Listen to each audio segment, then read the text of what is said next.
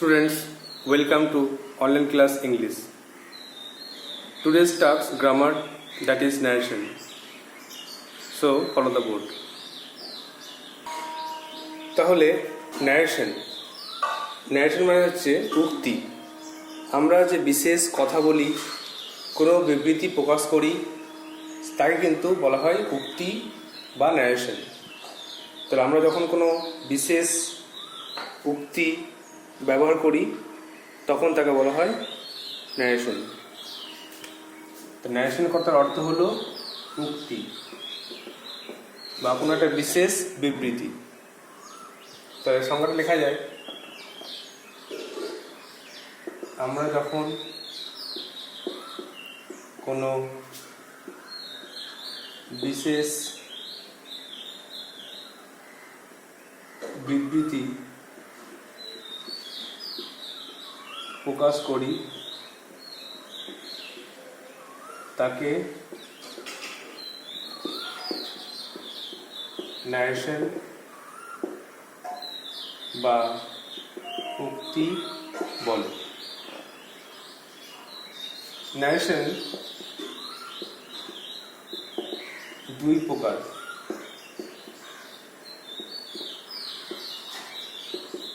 একটা হচ্ছে direct speech,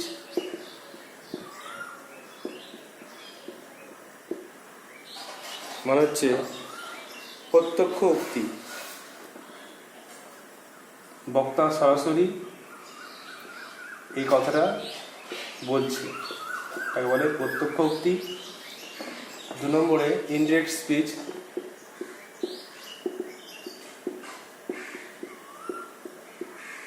মানে হচ্ছে পরোক্ষ উক্তি। পরোক্ষ উক্তি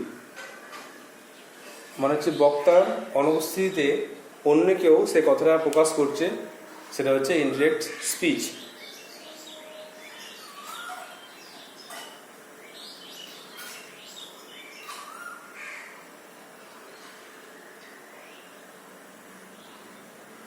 তাহলে আমরা লিখতে পারি সংজ্ঞাটা, যে বক্তার যে উদ্ধৃতি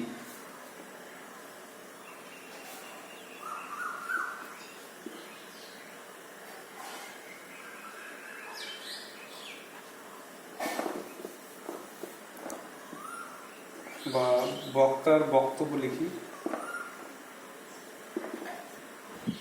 বক্তার বক্তব্যকে সরাসরি প্রকাশ করলে ডিরেক্ট স্পিচ,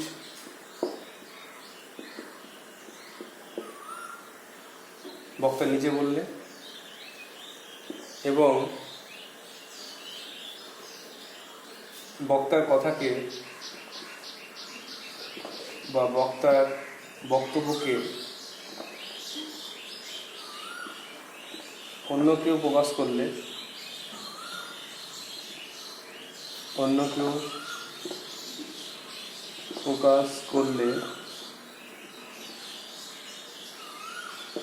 তাকে বলে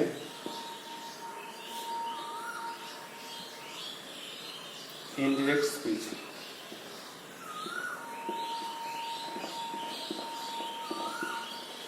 দুটো মেন কথা, ডিরেক্ট স্পিচ প্রত্যক্ষোক্তি, বক্তা সরাসরি বলবে, আর ইনডিরেক্ট স্পিচ পরোক্ষোক্তি, বক্তার অনুপস্থিতিতে অন্য কেউ কথাটা প্রকাশ করবে।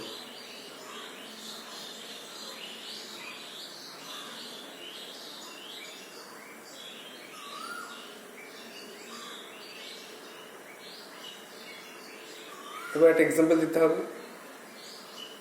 দিতে হবে, আর কোন জিনিসটা কাকে বলে সেটা লিখতে হবে।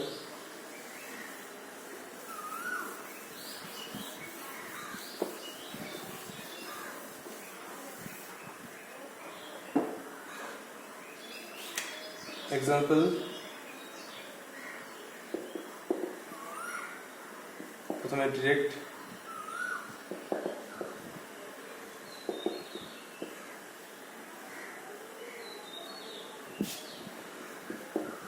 he says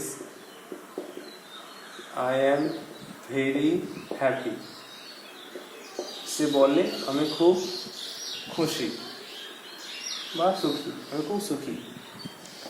এখানে ডিরেক্ট স্পিচ বুঝলাম কি করে, দেখো কমা আর কোটেশন দেওয়া আছে। বক্তা যে বিশেষ বিবৃতিটা প্রকাশ করলো সেটা কিন্তু কোটেশনে দেওয়া আছে, মানে এই হি বা এই ছেলেটি, এখন নামই লিখি, একটা নাম লিখি সুমন। সুমন সে নিজেই এই কথা বলেছে যে আমি, সুমন বলছে আমি সুখী। এখানে এটা ডিরেক্ট স্পিচ বুঝবো কি করে, না কমা কোটেশন থাকবে, বক্তা নিজেই বলছে, এটা বুঝতে পারবো। এবারে আমাদের এখানে কটা ভার্ব আছে, সেজ একটা ভার্ব আছে, আর এখানে আই অ্যাম ভেরি হ্যাপির মধ্যে অ্যামটা ভার্ব আছে, দুটো ভার্ব। তো কোনটা কি বলে এটা ভালো করে মুখস্থ রাখতে হবে। সেজ এটা হচ্ছে রিপোর্টিং ভার্ব, রিপোর্টিং ভার্ব হচ্ছে সেজ। আর এটা হচ্ছে অ্যামটা হচ্ছে ডিরেক্ট স্পিচের ভার্ব, ডিরেক্ট স্পিচ এর ভার্ব, এটা পুরো ডিরেক্ট স্পিচ, আর এর ভার্বটা হচ্ছে অ্যাম। এটা তো মাথায় রাখতে হবে, কারণ ভার্বটা খুব ইম্পর্টেন্ট। ন্যারেশন চেঞ্জের ক্ষেত্রে ভার্বটা খুব চেঞ্জ হয়। যাদের কাছে ক্লাস 8-এর বই আছে তারা 8-এর বই পেজ 80, ক্লাস 8-এর পেজ 80 বই ফলো করতে পারো। সেখানে কিছু ন্যারেশন সম্বন্ধে কিছু রুল লেখা আছে, যেমন ইনভার্টেড কমাস আর অমিটেড। এই ডিরেক্ট থেকে ইনডাইরেক্ট করতে গেলে, ডিরেক্ট থেকে এবার ইনডাইরেক্ট করব, সেখানে কিছু রুল আছে। ইজি রুল সেটা হচ্ছে যে এই কমা কোটেশনগুলো উঠে যাবে, তাহলে সুমন সেজ দ্যাট বুঝবে। তারপরে that is use before the reported speech. Reported স্পিচের আগে, যেটা রিপোর্টেড স্পিচ মানে রিপোর্ট করা হবে, যেটা বলা হচ্ছে তার আগে দ্যাট বুঝবে। Will is change to would, will থাকলে উড হয়ে যাবে। Present tense is change to past tense, present tense থাকলে পাস্ট হয়ে যাবে। এখানে যখন সেজ আছে প্রেজেন্ট টেন্স, তার জন্য কিন্তু এটা টেন্সের চেঞ্জ হবে না, প্রেজেন্ট টেন্স থাকবে। এটা যদি পাস্ট টেন্স থাকতো তাহলে এটা প্রেজেন্ট থেকে পাস্ট হতো। আরেকটা রুল আছে যেটা এখন লাগবে না, tonight is change to that night, tonight থেকে দ্যাট নাইট হয়ে যাবে। বা কিছু ওয়ার্ড আছে যেগুলো পাল্টে যাবে। অনেক এক্সাম্পল দেওয়া আছে, আবার দেখে নিতে হবে। আচ্ছা, এটা করি এবার। সুমন সেজ দ্যাট আইটা কে? সুমন নিজে বলছে আমি, সুমন বলছে আমি, তো সুমন সেজ দ্যাট আমি লিখবো না সুমন বলেছে যে সে লিখবে? সুমন বলে আমি সুখী, তাহলে আমি লিখবো পরোক্ষ হয়ে, সুমন এখন নেই, আমি পরোক্ষ ব্যক্তি হয়ে লিখবো যে সুমন বলেছে যে, বা সুমন বলে যে সে সুখী। তাহলে সুমন সেজ দ্যাট হি, এটা ভালো করে বুঝতে হবে যে আয়ের জায়গায় হি হলো কেন। কোনো মেয়ে থাকলে, সুমনা থাকলে এখানে কি হতো? সি, মেয়ে থাকলে সি বসে। এভাবে প্রোনাউনটা পাল্টে যাবে। তাহলে সুমন সেজ দ্যাট হি, হির পর তো এম বসে না, ইজ প্রেজেন্ট টেন্স থাকবে, কারণ সেজটা প্রেজেন্ট টেন্স থাকলে এটাও প্রেজেন্ট টেন্স থাকবে। রিপোর্টিং ভার্বটা যে টেন্স থাকবে সেটা, এটা মানে নিয়ম আছে, রিপোর্টিং ভার্বটা প্রেজেন্ট টেন্স থাকলে এই টেন্সটা চেঞ্জ হবে না। তাহলে Suman says that he is very happy, এটা প্রেজেন্ট টেন্সে এক্সাম্পল দিলাম। এবার একটা পাস্ট টেন্স দিচ্ছি।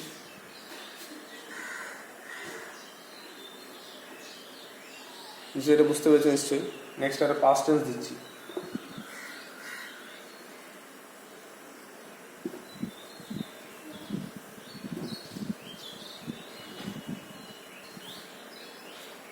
দেখো পাস্ট টেন্সে এক্সাম্পল 2, এটা 2 নম্বর এক্সাম্পল। সুমন সেড, সুমন বলেছিল আই অ্যাম ভেরি হ্যাপি, আমি খুব সুখী। তাহলে এখানে ইন্ডিকেট করার সময় পাস্ট টেন্সের ক্ষেত্রে সুমন সেড দ্যাট লিখবো। পাস্ট টেন্স, সে এর পাস্ট সেড জানো, তিনটা ফর্ম হচ্ছে সে প্রেজেন্টে, পাস্টে সেড, থার্ড ফর্মে সেড। এটা সুমন সেড দ্যাট হি, আর অ্যামটা এটা কিন্তু পাস্ট টেন্স থাকলে এটাও পাস্ট হয়ে যাবে। অ্যামটা প্রেজেন্ট টেন্স পাস্ট ফর্ম হচ্ছে ওয়াজ ওয়ার, আর হিয়ার পরে ওয়াজ বসে। তাহলে Suman said that he was very busy. তা রিপোর্টিং ভার্বটা পাস্ট টেন্স থাকলে এটাও পাস্ট টেন্স হয়ে যায়। নিয়ম হচ্ছে যে ডিরেক্ট স্পিচটা প্রেজেন্টের যে টেন্সে আছে সেটাই পাস্ট হয়ে যাবে, ভালো করে এগুলো মুখস্থ রাখতে হবে। আর লাস্ট 3 নম্বরে করাচ্ছি ফিউচার টেন্সে।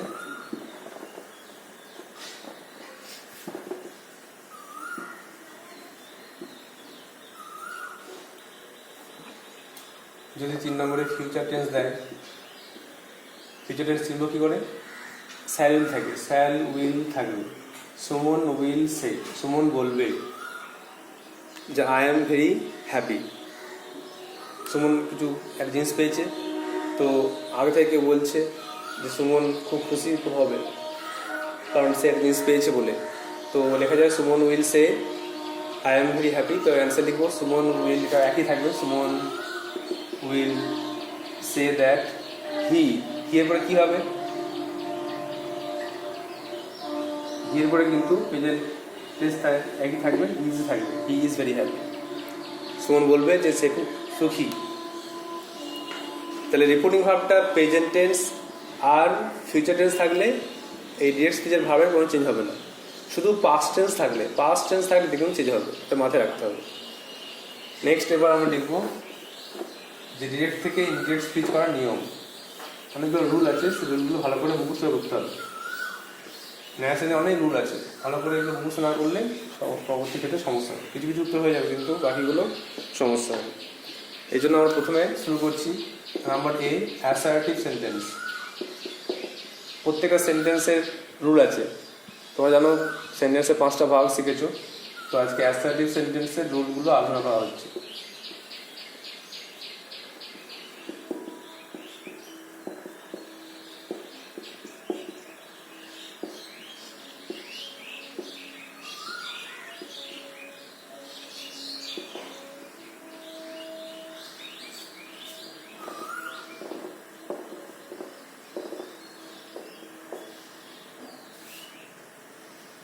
তো ডিরেক্ট থেকে ইনডিরেক্ট স্পিচ চেঞ্জ করার নিয়ম। 1 নম্বর, যে কমা কোটেশন উঠে গিয়ে দ্যাট বসে, কমা কোটেশন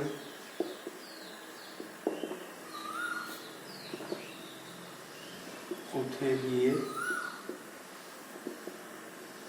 দ্যাট বসে, কমা কোটেশন উঠে যাবে এবং দ্যাট বসবে।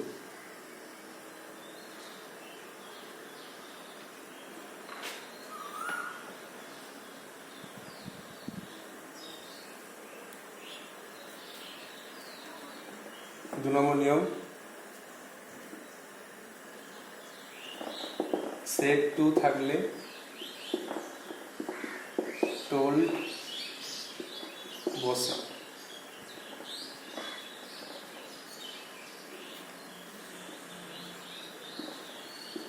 তারপর রিপোর্টিং ভার্বটি প্রেজেন্ট বা ফিউচার টেন্স এ থাকলে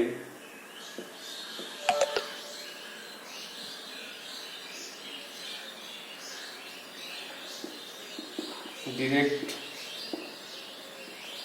স্পিচ এর ভার্বের টেন্সের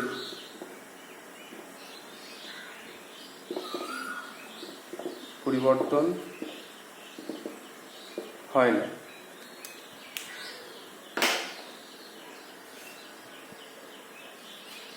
রিপোর্টিং ভার্বটি প্রেজেন্ট বা ফিউচার টেন্স থাকলে ডিরেক্ট স্পিচের ভার্বের টেন্সের কোনো চেঞ্জ হয় না। প্রেজেন্ট টেন্স থাকলে প্রেজেন্ট টেন্স থাকবে।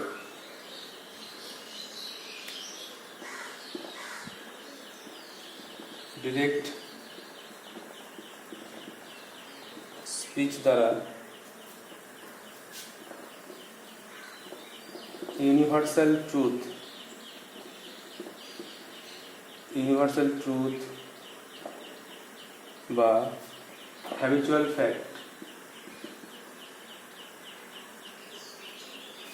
ফ্যাক্ট কোনো অভ্যাসগত কাজ চিরন্তন সত্য বা উপসর্গ কাজ বোঝালে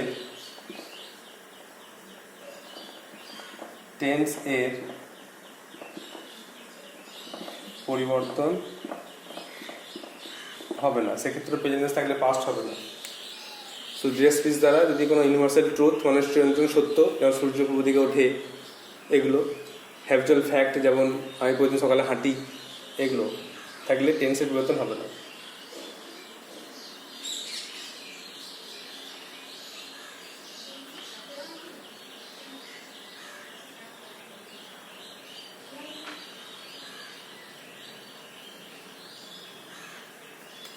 কয় নম্বরে?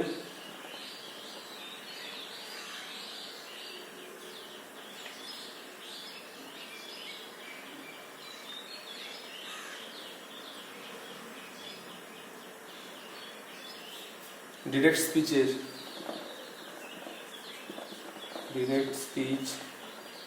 এর সাবজেক্ট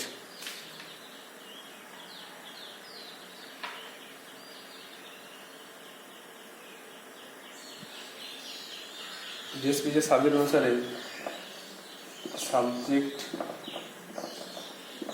অনুসারে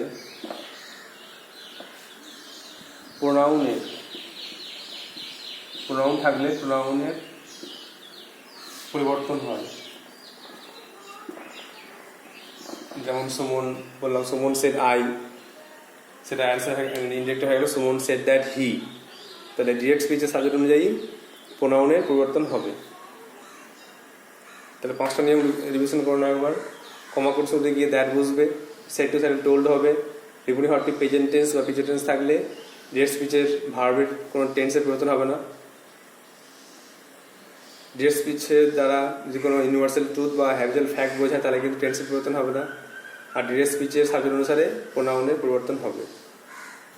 next,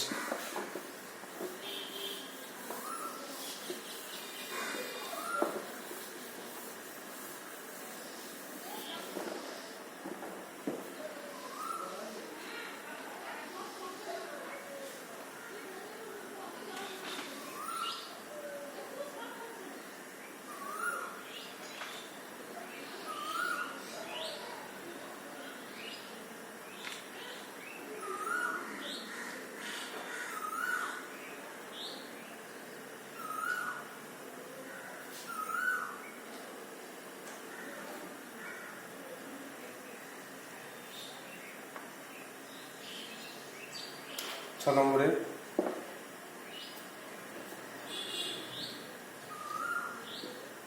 reporting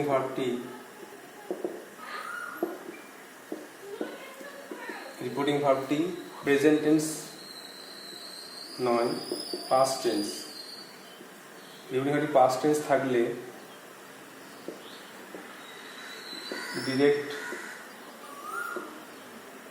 direct স্পিচটি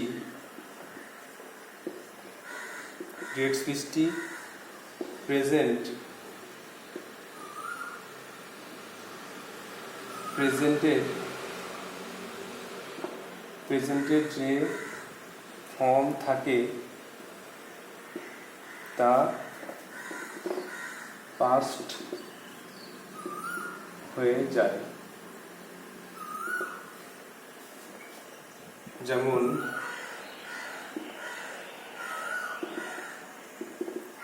simple present হয়ে যায় সিম্পল পাস্ট। প্রেজেন্টে যে ফর্ম থাকবে সেটা পাস্ট হয়ে যাবে। প্রেজেন্ট সিম্পল প্রেজেন্ট থাকলে সিম্পল পাস্ট, প্রেজেন্ট কন্টিনিউয়াস থাকলে পাস্ট কন্টিনিউয়াস,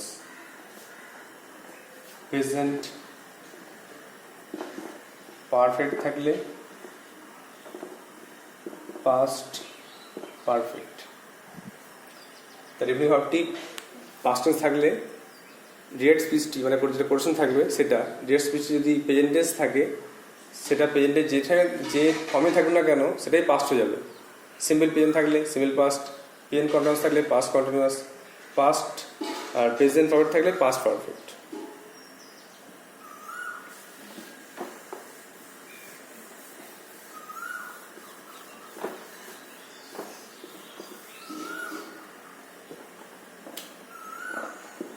Rule 7,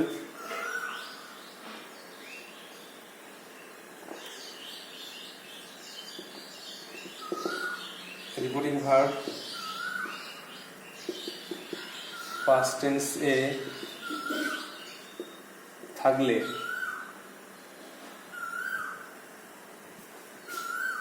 ডিরেক্ট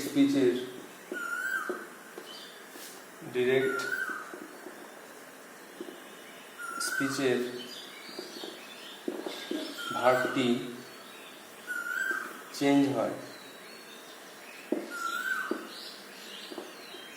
যদি রিপোর্টিং ভার্ব পাস্ট টেন্সে আছে আর ডিরেক্ট স্পিচের ভার্বটা পাস্ট টেন্স আছে, তখন কি হবে? রিপোর্টিং ভার্বটা পাস্ট টেন্স থাকলে ডিরেক্ট স্পিচের ভার্বটা চেঞ্জ হয় এভাবে, যেমন সিম্পল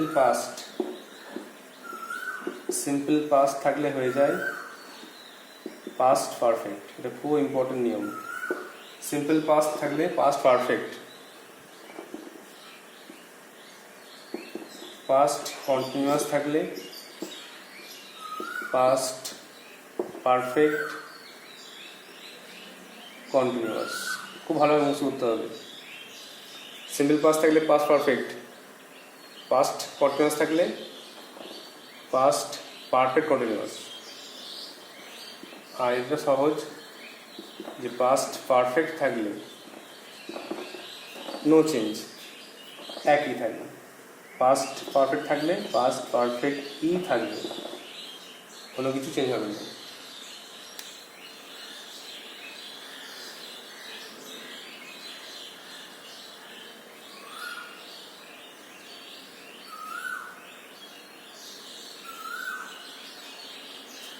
তার সিম্পল প্রেজেন্ট টেন্স থাকলে প্রেজেন্টের যে ফর্ম থাকে সেটা পাস্ট হয়ে যাবে, আর পাস্ট টেন্স থাকলে এইভাবে চেঞ্জ হবে। সিম্পল পাস্ট থাকলে একটা ঘর পরে, মানে সিম্পল পাস্টের পরে তো পাস্ট কন্টিনিউয়াস, তারপরে পাস্ট পারফেক্ট, পাস্ট কন্টিনিউয়াসের পরে তো পাস্ট পারফেক্ট, তারপরে পাস্ট পারফেক্ট কন্টিনিউয়াস, আর এটা একই রয়ে যাবে।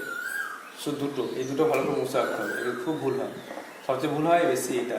সিম্পল পাস্ট থাকলে পাস্ট পারফেক্ট, সিম্পল পাস্ট মানে এটা ডিভিশন করে নাও, subject plus V2 plus O, এরকম থাকলে হয়ে যাবে subject plus had plus V3 plus O. এটা অনেকের সমস্যা হয়, অনেকেই এটা বুঝতে পারে না যে কীভাবে হবে। সিম্পল পাস্ট থাকলে পাস্ট পারফেক্ট কীভাবে হবে?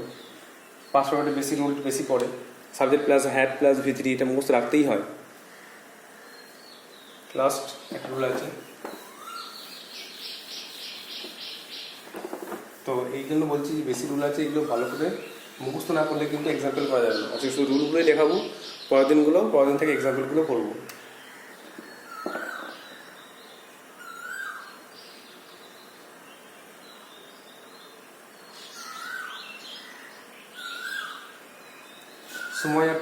সময় আর স্থান, টাইম অ্যান্ড প্লেস, সময় এবং স্থান অনুযায়ী যা পরিবর্তন হয় তা হলো ডিরেক্ট ইনডিরেক্টে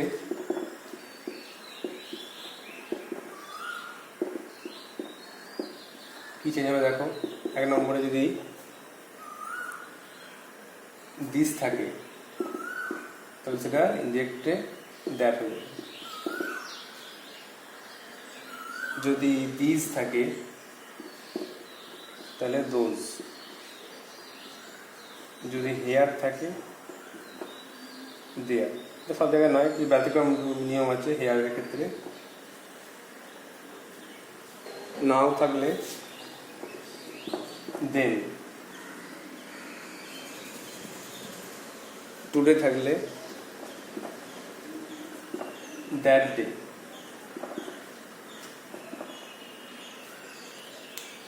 দিস থাকলে দ্যাট, দিস থাকলে দোজ, হেয়ার থাকলে দেয়ার, নাও থাকলে দেন, টুডে দ্যাট ডে।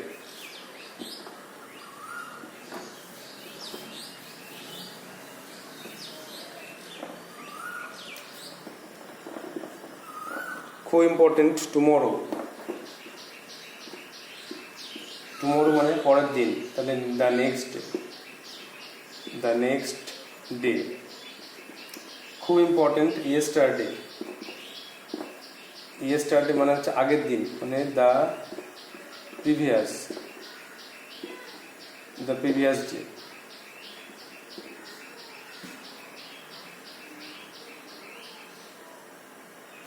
টুনাইট একইভাবে হবে tonight, that night, tonight, that night.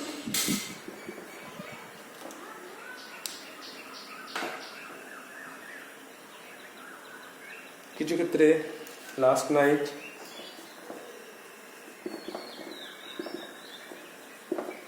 মানে গত রাত্রে, মানে the previous night, the previous night. Come থাকলে গো, কাম থাকলে গো।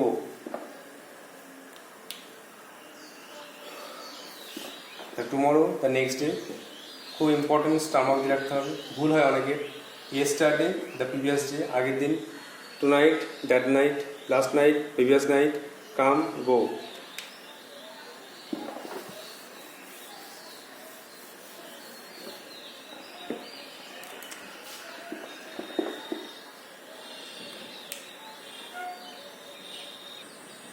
আর দুটো আছে এগো।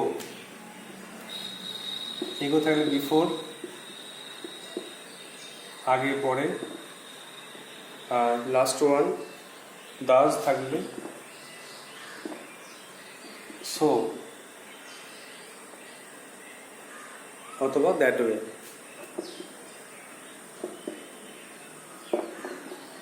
এগুলো হচ্ছে রুল। এইগুলো ভালো করে মুখস্থ করতে হবে। মুখস্থ করার পরে আমরা নেক্সট দিন থেকে এক্সাম্পল লিখবো। আগে এগুলো ভালো করে মুখস্থ করো, নেক্সট দিন থেকে এক্সাম্পল লিখবো, সলভ করবো। আর রাইটিংগুলো লিখতে হবে। আমাদের রাইটিংগুলোর মধ্যে একটা রাইটিং লেখা আছে বিভূতিভূষণ বন্দ্যোপাধ্যায়, ওটা ভালো করে মুখস্থ করবে। তারপরে যেগুলো আছে সিলেবাস অনুযায়ী এগুলো পরে এর সাথে লেখানো হবে। So that's all for today. Thank you.